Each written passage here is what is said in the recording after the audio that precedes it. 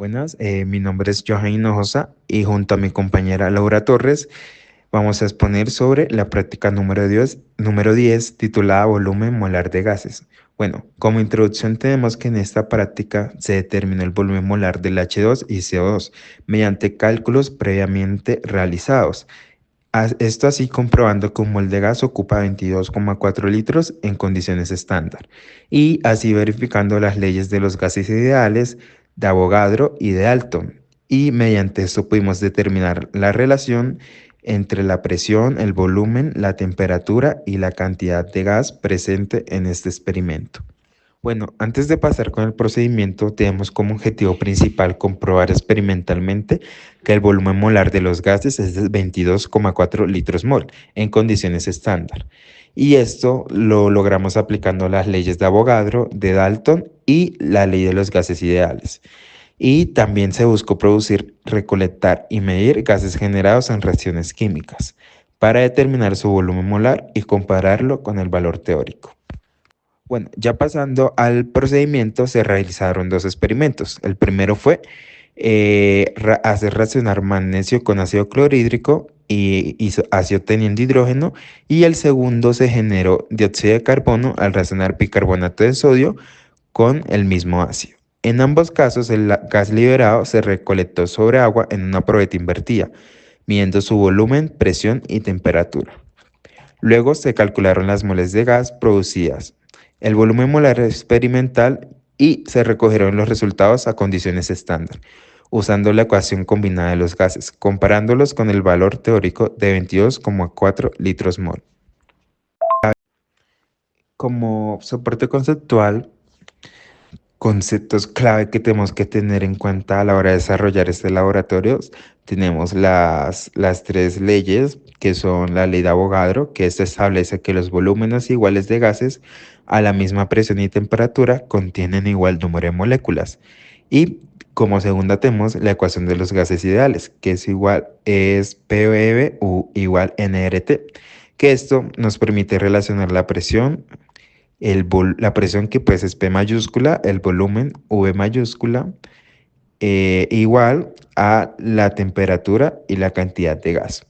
La ley de Dalton nos explica que la presión total de una mezcla gaseosa es la suma de las presiones parciales de cada gas y se trabajó con reacciones que generan gases, que a continuación mi compañera les va a explicar.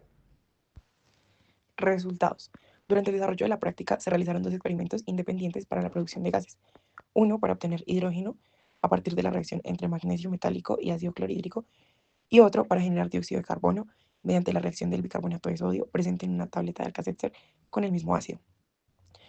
En ambos casos, los gases producidos se recolectaron sobre agua utilizando una probeta invertida, lo que permitió medir de forma indirecta el volumen del gas desplazando el agua contenida en la probeta.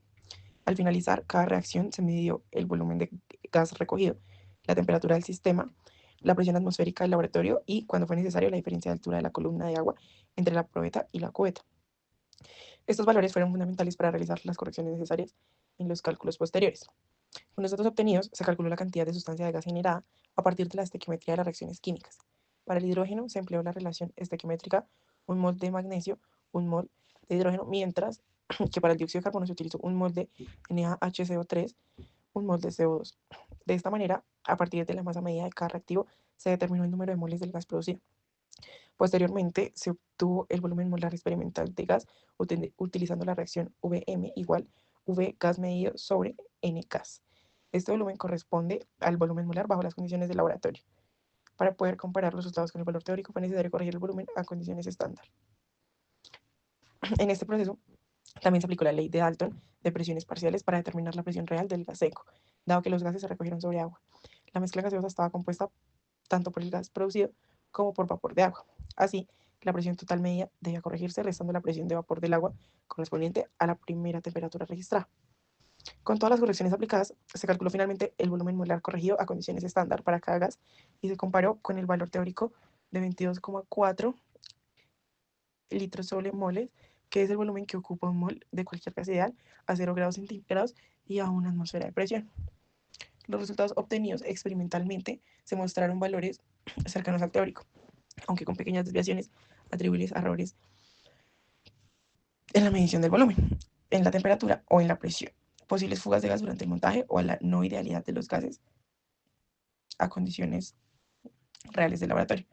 A pesar de todas estas variaciones, la práctica permitió comprobar experimentalmente la validez de las leyes de los gases, especialmente la de Avogadro y la de los gases ideales, demostrando que existe una relación directa entre el volumen, la presión, la temperatura y la cantidad de sustancia.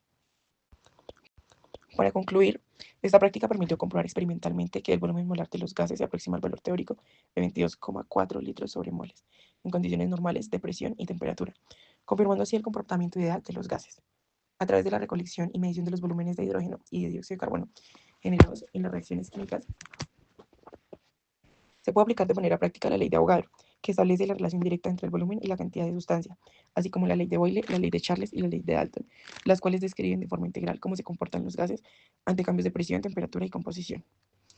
Las ligeras diferencias obtenidas respecto al valor teórico se atribuyen a errores de medición, como lecturas imprecisas del volumen o la temperatura, variaciones en la presión atmosférica, posibles fugas de gas durante el montaje o limitaciones experimentales propias del laboratorio, como el tiempo de reacción o la presencia de burbujas del aire. Sin embargo, a pesar de estas pequeñas desviaciones, los resultados fueron coherentes con lo esperado teóricamente, lo que demuestra la validez de las leyes de los gases y su aplicabilidad en el estudio del comportamiento de la materia en estado gaseoso. Esta experiencia de laboratorio no nos permitió solo verificar empíricamente conceptos fundamentales de la química general, sino también desarrollar habilidades prácticas en la manipulación de instrumentos, el control de variables experimentales y el análisis de resultados cuantitativos. De esta manera, se fortaleció la comprensión del vínculo entre la teoría y la práctica científica, evidenciando cómo las leyes de los gases explican de manera precisa fenómenos observables en el laboratorio y en la vida cotidiana.